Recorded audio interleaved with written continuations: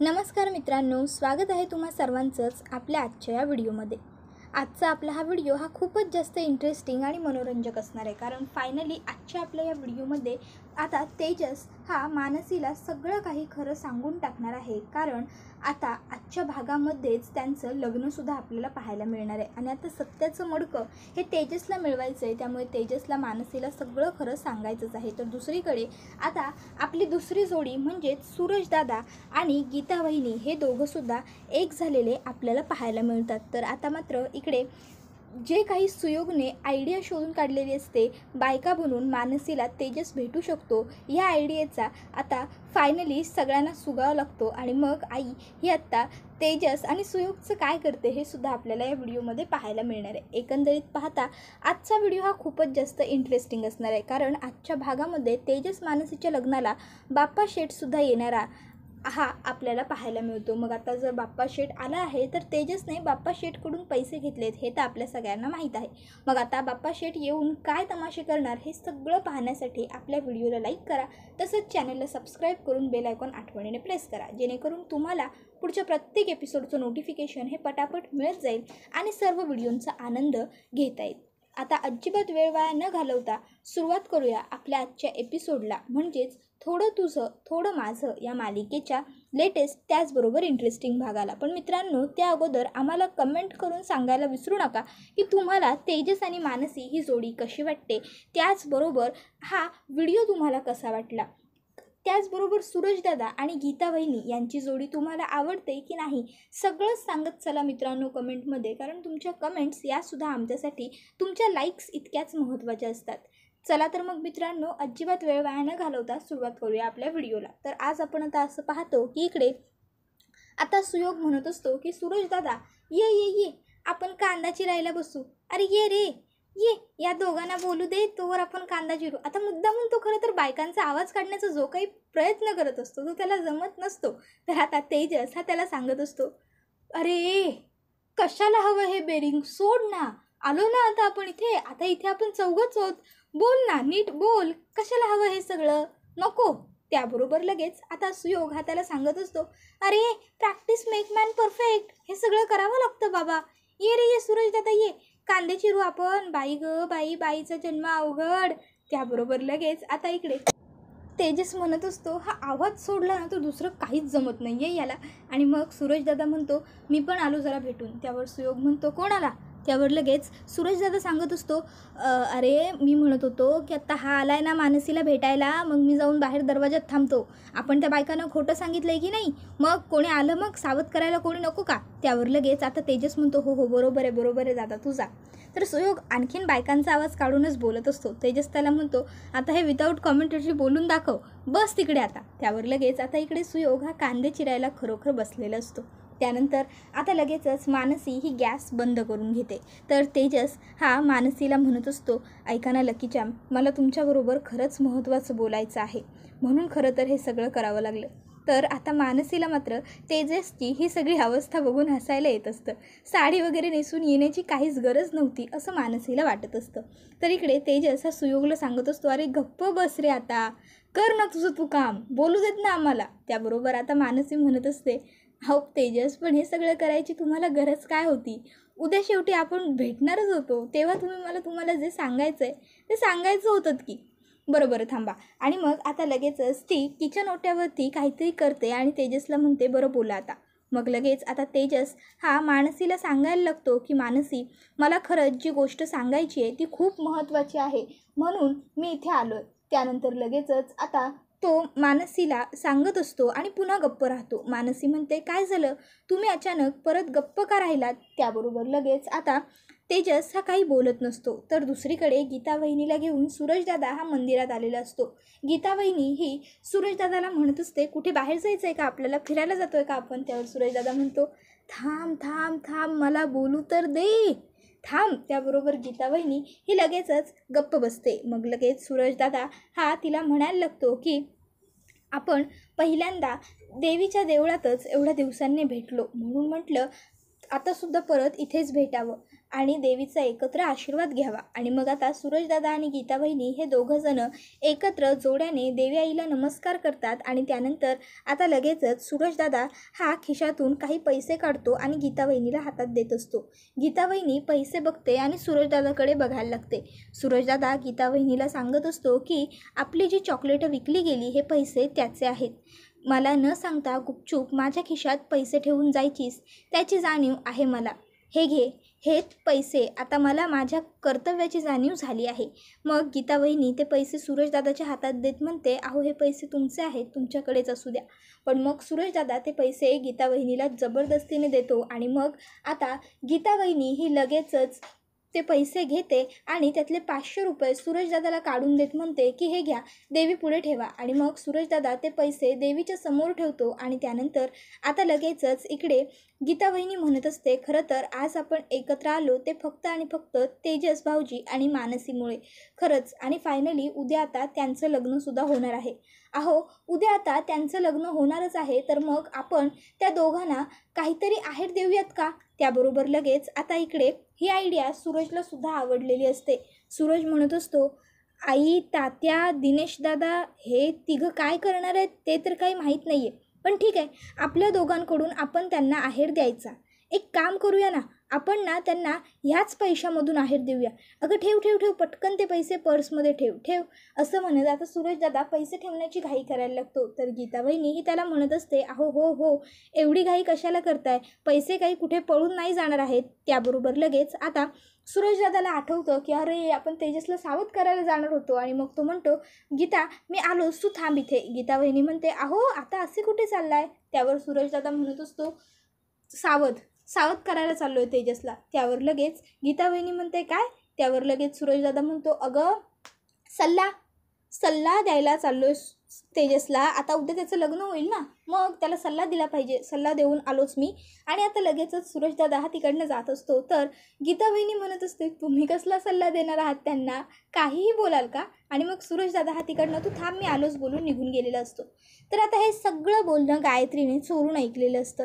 गायत्री आता मनात म्हणत असते, त्यांना आहेर नंतर द्यायचा तेव्हा द्या, आधी तुम्हाला जो आहेर मिळाला आहे तो बघा. आता गीता वहिनी पैसे तिच्या पर्समध्ये ठेवत असताना तिच्या हाताला एक चिठ्ठी लागते.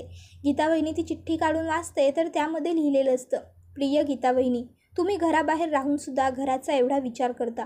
सून कशी असावी हे तुमच्याकडून बघून शिकायला मिळतं, म्हणून तुम्हाला माझ्याकडून ही छोटीशी भेट. आता गीता पर्समध्ये हात घालते तर तिला एक सोन्याचा दागिना सापडतो. गीता पुढे वाचते, उद्या तुम्ही लग्नात हा दागिना तुमच्या गळ्यात घाला. मला खुश बघून तुम्हाला तुमच्या सगळ्या प्रश्नांची उत्तरं मिळून जातील. तुमची मानसी. तर आता दुसरीकडे मानसी ही तेजसला म्हणत असते, तेजस तुम्ही बोलताय की मी बोलू, मला जे बोलायचं आहे? तेजस म्हणतो, तुम्हालाही बोलायचं आहे, मग तुम्ही बोला आधी. मानसी म्हणत असते, मी खूप खूप खूप खुश आहे. मला असं वाटतंय की हा आनंद माझ्या आयुष्यातून कधीच जाऊ नये. खरंच उद्या आपण पुन्हा एक होणार आणि तुम्ही माझा आनंद वाढवायला आला ना, मी तुमच्यासाठी कोण आहे हे उत्तर सांगून.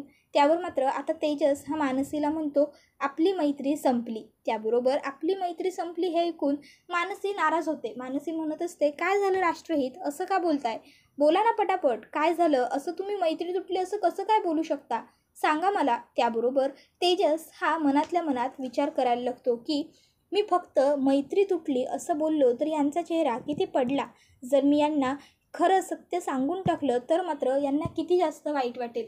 मग लगेच आता तेजस म्हणतो, अहो मैत्री संपली म्हणजे तसं नाही हो, आता उद्यापासून आपलं लग्न होणार, मग आपण ऑफिशियली नवरा बायको असणार, मग मैत्री संपलीच ना आपली, तसं म्हणत होतो मी. आता आई आणि तात्या काय मित्रमैत्रीण थोडीच आहेत. त्याबरोबर लगेच आता मानसी म्हणते, तेजस नवरा बायकोचं नातं खूप पवित्र असतं, आपण संसार करू नवरा बायकोसारखा, पण आपल्यातली मैत्री कधी संपणार नाही या. कारण नवरा बायकोच्या नात्यात ना स्वाभिमान आड येतो कधी कधी, पण मैत्रीत तसं येत नाही, मैत्रीत हक्क असतो. त्यावर तेजस हा मानसीला म्हणत असतो, हो तुमचं बरोबर आहे. आता ते दोघं बोलत असताना त्यांना गीता वहिनीचा आणि आईचा आवाज येतो. मग लगेच सुयोग आणि तेजस हे पटापट डोक्यावर पदर घेतात. आता लगेचच इकडे आई आणि गीता आतमध्ये आल्यावर त्यांना चुकून सुयोगचा उघडा पाय दिसतो. आता सुयोगचा पाय बघून त्या दोघीही ओळखतात की हा जो माणूस इथे बसलाय तो माणूस आहे, स्त्री नाहीच. त्याबरोबर सुयोग हा म्हणत असतो, बाई बाई, कांदे चिरून डोळ्यातनं पाणी आलं ग बाई, खरंच बाईचा जन्म अवघड ग, बाईचा जन्म अवघड. त्याबरोबर आता आई ही गीता वहिनीला इशारा करते, गप्प उभी राहा, काही बोलू नकोस. आणि मग ती अलगद जाऊन सुयोगच्या चेहऱ्यावरचा पदर काढत म्हणते, सुयोग. तसा लगेच सुयोग आता घाबरतो आणि उठून उभा राहतो. तर आता सुयोग म्हणत असतो की मावशी कशी आहेस मावशी. त्याबरोबर लगेच आता मात्र इकडे तेजस म्हणायला लागतो, चल चल चल आपण निघूया ग चल. आणि मग आता तेजस हा पळून जाण्याचा प्रयत्न करत असतो, पण आई म्हणते थांब थांब थांब, तुझा सुद्धा चेहरा जरा मला बघू दे. आणि मग आई आता तेजसच्या चेहऱ्यावरचं सुद्धा काढते आणि तेजसला बघून गीता वहिनीला फार हसू येतं. गीता वहिनी आणि मानसी दोघीजणी खो खो त्या दोघांना हसत असतात. गीता वहिनी म्हणत असते, तेजस भाऊजी आहोत तुम्ही. त्यानंतर आता लगेचच इकडे आई हे तेजसला म्हणत असते, तेजस अरे काय अवतार केला आहेस हा. आणि सुयोग तू रे, तुलाही कळत नाही का, काय हा अवतार करून आला दोघंजण इकडे. त्याबरोबर सुयोग अगदी अभिमानाने सांगत असतो, मावशी अगं ही आयडिया माझीच होती. त्याबरोबर तेजस म्हणत असतो, अरे सोड सोड ते बेरिंग सोड, त्या बेरिंगमुळेच आपल्यावर ही वेळ आली, त्याच्यामुळेच पकडले गेलोय आपण. कशाला रे कशाला अजून तुला ते पाहिजे, आता कळलंय ना खरं, आता बोल ना नॉर्मल आवाजात तुझ्या. त्याबरोबर लगेच आता इकडे आई ही तेजसला मारत असते. आता इकडे आईचा मार खात असताना तेजस म्हणत असतो, अगं आई आई आई आई आई अगं काय करतेस तू, उद्या लग्न आहे माझं, नवरदेव आहे मी, बायकोच्या समोर मारशील. त्यावर लगेच आई म्हणते, हो ना कळतंय ना एवढं, मग ही असली नको ती सोंग करून यायची कशाला, अरे बघ ना स्वतःची काय अवस्था करून घेतली असती तू, कळत नाही आहे का तुला. त्यावर तेजस म्हणतो, आई इकडच्या बाजूने मारू नको, पदर ढळेल माझा. त्यावर मात्र आई म्हणते, पदर ढळेल पदर ढळेल. आणि मग आता आई ही सुयोग आणि तेजसला म्हणते, तुम्ही असे सुधारणार नाही. आणि मग आता ती गॅसवरती ठेवलेला चम्मच उचलते आणि आता दोघांना मारायला त्यांच्या पाठी पळत असते. आता मात्र इकडे तेजस आणि सुयोग वाचण्यासाठी प्रयत्न करत असतात. मग कसे बसे आता मानसी आणि गीता वहिनी ही मिळून आईला थांबवते आणि मग तेजस आणि सुयोग हे दोघंही तिकडनं पळून जातात. तर मानसी म्हणत असते, मावशी अहो त्या दोघांच्या मागे कुठे पळताय तुम्ही, कुठे त्यांच्या नादी लागताय, तुमचे पाय दुखतील ना, जमणार आहे का तुम्हाला. त्याबरोबर लगेचच आता इकडे आई म्हणायला लागते, खरंच किती काळजी करशील का आमची अजून, मी खरंच खूप नशीबवान आहे की तुमच्यासारख्या दोन्ही सुना मला मिळाल्या. खरंच आता तर मला असं वाटतंय की मी रिटायर्डच होऊन जाऊ. काय हो का मग मी रिटायर आता. त्याबरोबर मात्र आता मानसी म्हणते, काय बोलताय तुम्ही.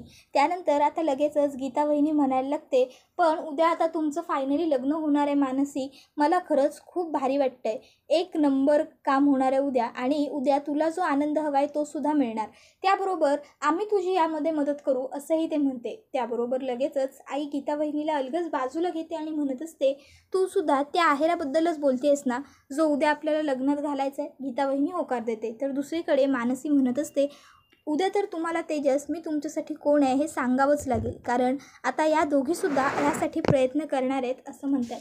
मला तेजसच्या तोंडून ऐकायचं आहे मी कोण आहे, ही एकच माझी खूप मोठी इच्छा आहे. त्यानंतर आता दुसऱ्या दिवशी लग्नसराई सुरू होणार असते, त्यामुळे लगीनघाई ही खूप जोरावर असते.